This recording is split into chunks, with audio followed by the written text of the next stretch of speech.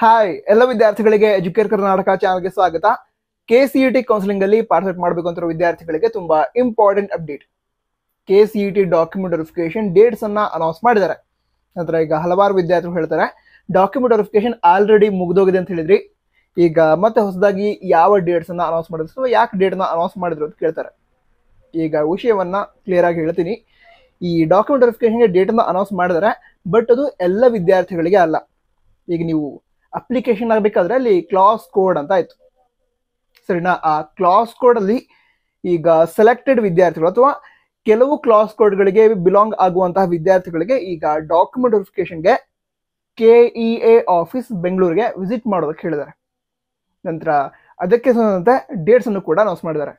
ಹಾಗಿದ್ರೆ ಯಾವ ಕ್ಲಾಸ್ ಕೋಡ್ಗೆ ಒಳಪಟ್ಟಂತಹ ವಿದ್ಯಾರ್ಥಿಗಳು ಈ ಡಾಕ್ಯುಮೆಂಟ್ ವೆರಿಫಿಕೇಶನ್ ಅಲ್ಲಿ ಪಾಲ್ಗೊಳ್ಬೇಕು ಅದನ್ನು ತಿಳ್ಕೊಳ್ಳೋದಾದ್ರೆ, ಈಗ class code B, class code C, ಹಾಗೆ DIJKLMNZ, ಸೊ ಈ ಎಲ್ಲ ಕ್ಲಾಸ್ ಅಂಡರ್ ಬರುವಂತಹ ವಿದ್ಯಾರ್ಥಿಗಳು KEA ಆಫೀಸ್ ಬೆಂಗಳೂರು ಅಲ್ಲಿ ವಿಸಿಟ್ ಮಾಡಬೇಕಾಗತ್ತೆ ಡಾಕ್ಯುಮೆಂಟ್ ವೆರಿಫಿಕೇಶನ್ಗೆ ಸಂಬಂಧಿಸಿದಂತೆ.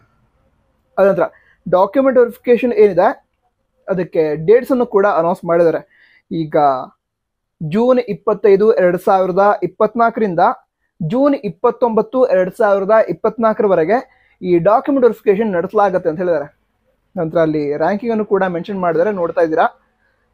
1ನೇ ರ್ಯಾಂಕಿಂದ 20,000ವರೆಗಿನ ರ್ಯಾಂಕ್ನ ವಿದ್ಯಾರ್ಥಿಗಳು ಜೂನ್ 25ನೇ ತಾರೀಕಿಗೆ ಇಲ್ಲಿ KEA ಆಫೀಸ್ ಬೆಂಗಳೂರಲ್ಲಿ ಹಾಜರಿರಬೇಕು ಈ ಒಂದು ಡಾಕ್ಯುಮೆಂಟ್ ವೆರಿಫಿಕೇಶನ್ ಅಲ್ಲಿ ಪಾಲ್ಗೊಳ್ಳೋದಕ್ಕೆ. ನಂತರ ಯಾವ ವಿದ್ಯಾರ್ಥಿಗಳು ಕೂಡ ಆಲ್ರೆಡಿ ಹೇಳಿದೆ, ಈಗಾಗಲೇ ಯಾವ ಕ್ಲಾಸ್ ಕೋಡ್ ಅನ್ನ ಹೇಳಿದೆ ಆ ಕ್ಲಾಸ್ ಕೋಡ್ ಅಂಡರ್ ಬರುವಂತಹ ವಿದ್ಯಾರ್ಥಿಗಳು ಪಾಲ್ಗೊಳ್ಬೇಕು, ಸರಿನಾ? ಅದಂತರ ಜೂನ್ 26ನೇ ತಾರೀಕಿಗೆ 20,001 ರ್ಯಾಂಕ್ನಿಂದ 80,000ವರೆಗಿನ ರ್ಯಾಂಕ್ನ ವಿದ್ಯಾರ್ಥಿಗಳು ಈ ಡಾಕ್ಯುಮೆಂಟ್ ವೆರಿಫಿಕೇಶನ್ ಅಲ್ಲಿ ಪಾಲ್ಗೊಳ್ಬೇಕು. ಹಾಗೆ ಜೂನ್ 27ನೇ ತಾರೀಕಿಗೆ 80,001 ಈ ರ್ಯಾಂಕ್ನಿಂದ 1,50,000ವರೆಗಿನ ರ್ಯಾಂಕ್ನ ವಿದ್ಯಾರ್ಥಿಗಳು ಡಾಕ್ಯುಮೆಂಟ್ ವೆರಿಫಿಕೇಶನ್ಗೆ ಪಾಲ್ಗೊಳ್ಬೇಕು. ಹಾಗೆ ಜೂನ್ 28ನೇ ತಾರೀಕಿಗೆ 1,50,001 ರ್ಯಾಂಕ್ನಿಂದ 2,20,000ವರೆಗಿನ ರ್ಯಾಂಕ್ನ ವಿದ್ಯಾರ್ಥಿಗಳು ಡಾಕ್ಯುಮೆಂಟ್ ವೆರಿಫಿಕೇಶನ್ಗೆ ಪಾಲ್ಗೊಳ್ಬೇಕು. ಹಾಗೆ ಜೂನ್ 29ನೇ ತಾರೀಕಿಗೆ 2,20,001 ಈ ರ್ಯಾಂಕ್ನಿಂದ ಲಾಸ್ಟ್ ರ್ಯಾಂಕ್ನವರೆಗಿನ ವಿದ್ಯಾರ್ಥಿಗಳು ಡಾಕ್ಯುಮೆಂಟ್ ವೆರಿಫಿಕೇಶನ್ಗೆ ಪಾಲ್ಗೊಳ್ಬಹುದು. ಯಾವ ವಿದ್ಯಾರ್ಥಿಗಳು ಅಂತ ಆಲ್ರೆಡಿ ಹೇಳಿದೆ, ಕ್ಲಾಸ್ ಕೋಡ್ ಏನು ಹೇಳಿದೆ ಈಗ ನೀವೀಗ ಸ್ಕ್ರೀನ್ ಮೇಲೆ ಬೇಕಾದ್ರೆ ನೋಡ್ತಾ ಇದ್ದೀರಾ. ಸೊ ಆ ಕ್ಲಾಸ್ ಕೋಡ್ಗೆ ಒಳಪಟ್ಟಂತಹ ವಿದ್ಯಾರ್ಥಿಗಳು ಈ ಒಂದು ಡಾಕ್ಯುಮೆಂಟ್ ವೆರಿಫಿಕೇಶನ್ಗೆ ಪಾಲ್ಗೊಳ್ಬೇಕಾಗತ್ತೆ. ನಂತರ ಕೆಳಗಡೆ ಒಂದು ನೋಟಿಸ್ ಕೂಡ ಕೊಟ್ಟಿದ್ದಾರೆ, ಗಮನಿಸಿ ಅಂತ.